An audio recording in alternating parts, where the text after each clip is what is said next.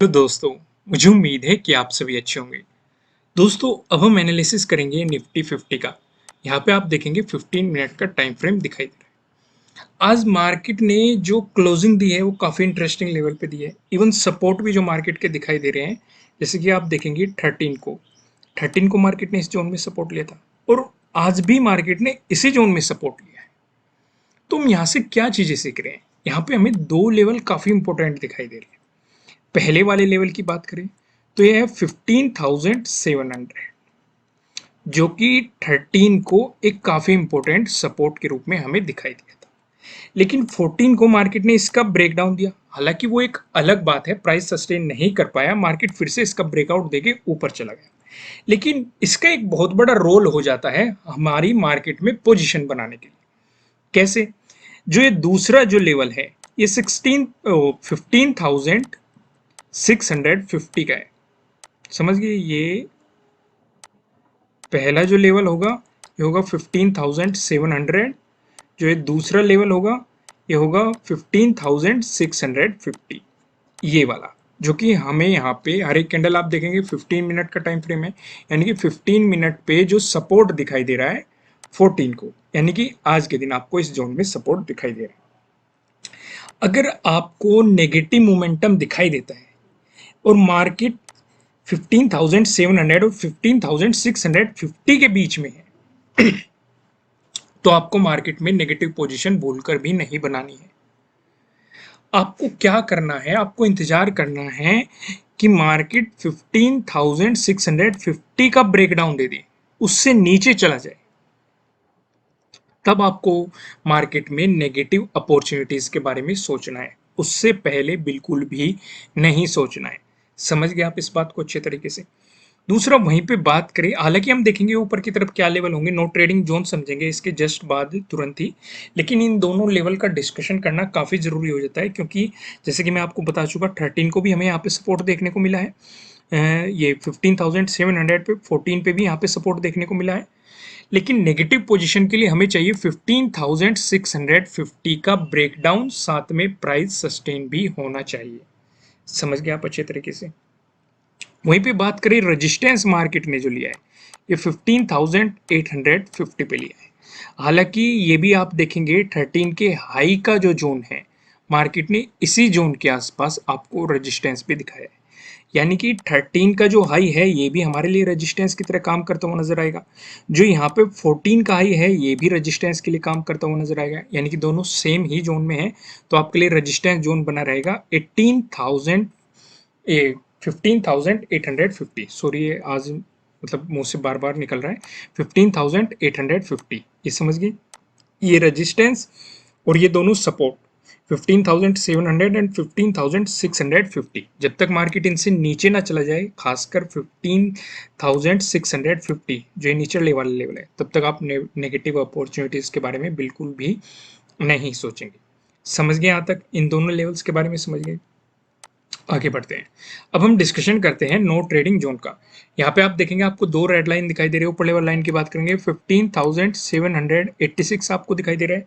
नीचे level line की बात करेंगे 15,660 आपको दिखाई दे रहा है, जो 14 का लो भी है। जब तक मार्केट आपको इस जोन में दिखाई देता है, आपको मार्केट में कोई भी पोजीशन नहीं बनानी है। आपको मार्केट को जस्ट ऑब्जर्व करना है। अगर आपको मिलता है इसका ब्रेकआउट, प्राइस ऊपर सस्टेन करता है, तो आपको मिल सकती है बाइंग अपॉर्चुनिटीज। वहीं पे अगर मिलता है आपको इसका ब्रेकडाउन, प्राइस नीचे सस्टेन करता है, तो आपको मिल सकती है सेलिंग अपॉर्चुनिटीज। ध्यान ये भी रखना है, अगर इसका ब्रेकडाउन मिला तो जो 14 है, 14 के डे लो का भी आपको ब्रेकडाउन मिल रहा है। तो यहाँ पे डे लो के ब्रेकडाउन वाली स्ट्रेटेजी भी आपको काम करती हुई नजर आएगी। समझ गए आप अच्छे तरीके से? तो इस चीज का भी आपको ध्यान रख के चलना है। अब ऊपर की तरफ क्या लेवल होंगे, नीचे की तरफ क्या लेवल होंगे, इनका डिस्कशन करते हैं हम पिवट पॉइंट की मदद से। यहाँ पे आप देखेंगे पिवट पॉइंट हमने लगाए हुए हैं। अगर निफ्टी 50 में आपको पॉजिटिव मोमेंटम देखने को मिला, इसके बाद हम डिस्कशन करेंगे प्राइस एक्शन की मदद से सपोर्ट और रेजिस्टेंस का।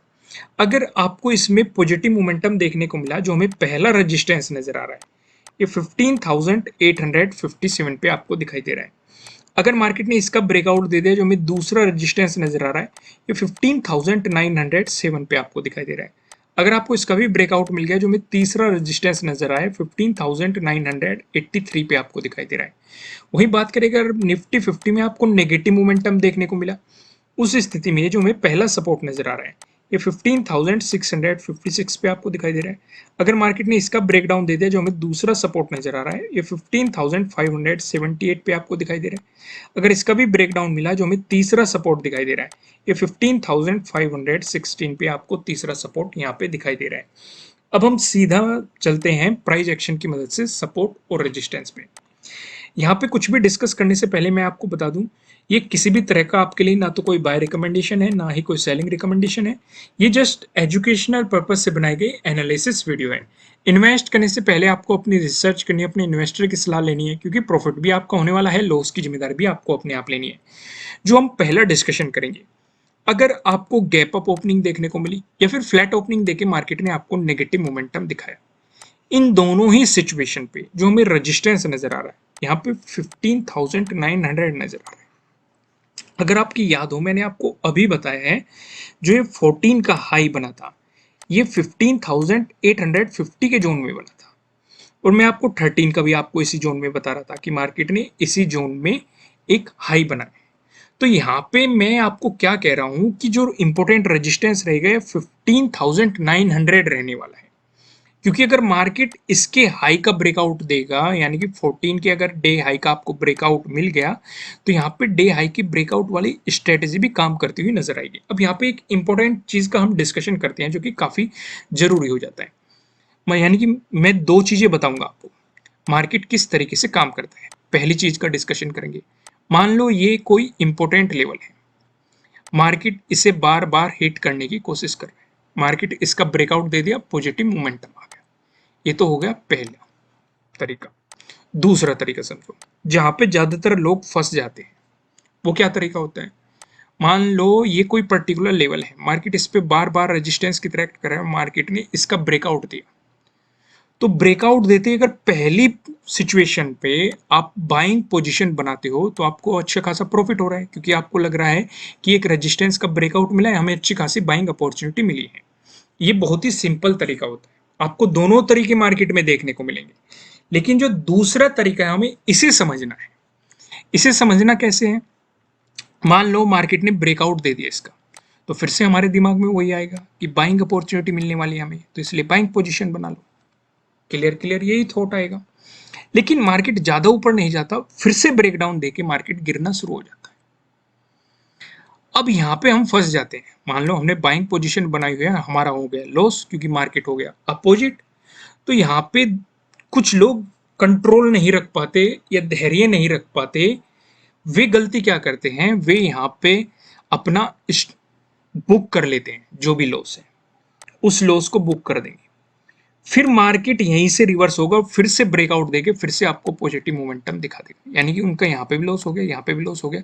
इसीलिए मनी मैनेजमेंट, रिस्क मैनेजमेंट आपको पता होना चाहिए, proper supply zone, proper demand zone आपको पता होना चाहिए।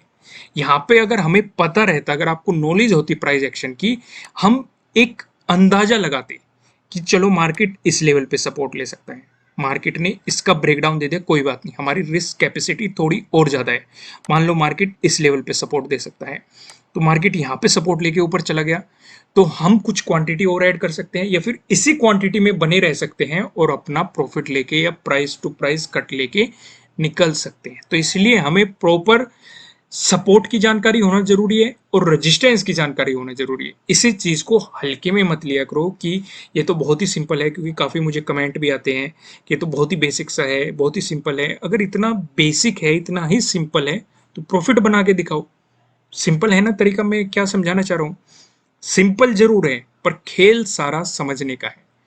क्योंकि यहाँ पे समझो आप, यहाँ पे तो हमें इस जोन का पता लग ही गया, यहाँ पे मैं आपको 15,850 भी बताया है पीछे, लेकिन मैंने आपको प्रॉपर जो रेजिस्टेंस बताया है 15,900 क्यों बताया है, क्योंकि इसे हमने पीछे भी देखा है कि किस लेवल पे मार्केट ने कितना ज्यादा रिएक्ट किया है, कहाँ पे ज्यादा सपोर्ट हमें दिखाए गए हैं, कहाँ पे ज्यादा रेजिस्टेंस हमें दिखाई गए हैं। यहाँ पे आप देखेंगे 26 को ही देखेंगे, मार्केट में जो बड़ी गिरावट आई थी, मार्केट ने इसी सपोर्ट जोन पे, यानी कि जो हमारा 15,900 का है, इसी जोन पे सपोर्ट लेके आपको पॉजिटिव मोमेंटम बताया। इसलिए मैंने ये रेजिस्टेंस चुना इसके कंपैरेटिवली। लेकिन ये मैंने आपके साथ क्यों डिस्कस किया, क्योंकि यहाँ पे 14 का डे हाई बन रहा है। तो डे हाई कभी कभी रेजिस्टेंस की तरह एक्ट कर देता है, लेकिन अगर उसका ब्रेकआउट मिलता है तो वो हमें एक बाइंग अपॉर्चुनिटी भी देता है। डे हाई के ब्रेकआउट वाली स्ट्रेटेजी में मैंने आपको डिटेल में समझाया हुआ है, तो फिलहाल आप यहाँ पे समझ गए। बात करते हैं, अगर आपको इसका ब्रेकआउट मिला, जो अगला रजिस्टेंस हमें नजर आ रहा है वो 16,000 पे नजर आ रहा है। क्या 16,000 का डिस्कशन करने की जरूरत है? मेरे हिसाब से बिल्कुल भी नहीं, क्योंकि मैंने डिटेल में भर भर के आपको बताया हुआ है। आप 26 को देखो, 25 को देखो, आपको यहाँ पे अच्छा खासा सपोर्ट देखने को मिला, हालांकि पीछे भी बहुत ज़्यादा मिला है, लेकिन आपको समझ के चलना है 16,000 हमारा नेक्स्ट रेजिस्टेंस जोन यहाँ पे रहने वाला है। अब हम अपना दूसरा डिस्कशन करते हैं। अगर आपको गैप डाउन ओपनिंग देखने को मिली या फिर फ्लैट ओपनिंग देखी, मार्केट ने आपको नेगेटिव मोमेंटम दिखाया, इसे ध्यान से समझो। अगर नेगेटिव मोमेंटम दिखाया तो 15,600 हमारा सपोर्ट रहने वाला है। अब अगर मार्केट को इस सपोर्ट लेवल पे आना है तो ये हमें अपॉर्चुनिटी देगा, क्योंकि ये इसे 13 का डे लो भी ब्रेक करना पड़ेगा, 14 का जो डे लो है वो भी ब्रेक करना पड़ेगा, उसका भी ब्रेक डाउन देना पड़ेगा, यानी कि 2 दिन के डे लो का आपको ब्रेक डाउन मिलेगा, तो आपको यहाँ पे सेलिंग अपॉर्चुनिटीज देखने को मिल सकती है। इसीलिए तो मैंने आपको समझाया है। मैंने क्या समझाया है आपको, कि आपको 15,700 टू 15,650, जब तक आपको 15,650 का ब्रेकडाउन ना मिल जाए तब तक आपको सेलिंग अपॉर्चुनिटीज के बारे में नहीं सोचना, क्योंकि यहाँ पे आपको दोनों के ही डे लो का ब्रेकडाउन मिल जाएगा। समझ गए? इसलिए सपोर्ट लेवल कहाँ पे बनेगा? 15,600। अगर इसका भी ब्रेकडाउन आया 15,500 पे आपको सपोर्ट लेवल बनता हुआ नजर आएगा। यहाँ तक चीज़ें क्लियर होगी? कोई कन्फ्यूजन तो नहीं? सारी चीज़ें समझ में आ गई? कुछ भी समझ में नहीं आया वो वीडियो को वापस जाके देखो। फिर भी कुछ समझ में ना आए तो आपको कमेंट करना है, हम उसे नेक्स्ट वीडियो में, अगर हमें टॉपिक अच्छा लगता है, डिस्कस करने की कोशिश करेंगे। आज हम ऑप्शन चेन डिस्कस नहीं कर रहे हैं, लेकिन आप हमारी वेबसाइट पे विजिट कर सकते हैं। वहाँ पे आपको डबल बॉटम चार्ट पैटर्न के बारे में आर्टिकल प्रोवाइड करा दिया गया है। वेबसाइट का लिंक आपको नीचे डिस्क्रिप्शन में मिल जाएगा। आपकी स्क्रीन पे भी शो रहा है, आप उसे गूगल में भी सर्च कर सकते हैं।